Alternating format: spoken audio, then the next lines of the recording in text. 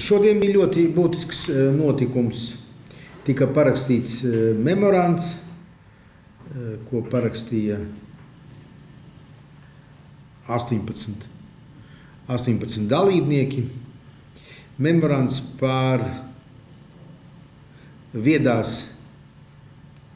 Ventspils kā viedās pilsētas veidošanu.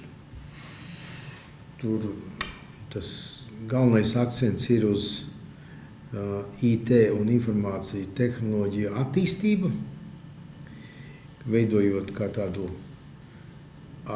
kvalitīvu IT jomas attīstības centru Ziemeļa Eiropā. Starp šie te memoranda parakstītājiem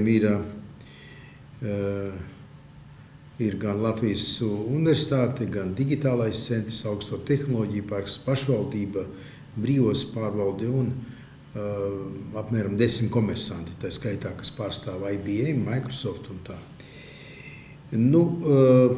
Tad mēs ķersimies pie stratēģijas izstrādes. Tad IT attīstības stratēģijas mēs izstrādājām pirms 10 gadiem. Šobrīd ir jau cits, var teikt, laikmets šai ziņā, un prasās mums pēc jaunas stratēģijas izstrādāšanas un ieviešanas. Vienlaicīgi tika atklāts jauns uzņēmums ar laboratoriju, programmatūras testēšanas laboratoriju, kurš meklēs IT speciālistus lielā skaitā darbam Ventspilī.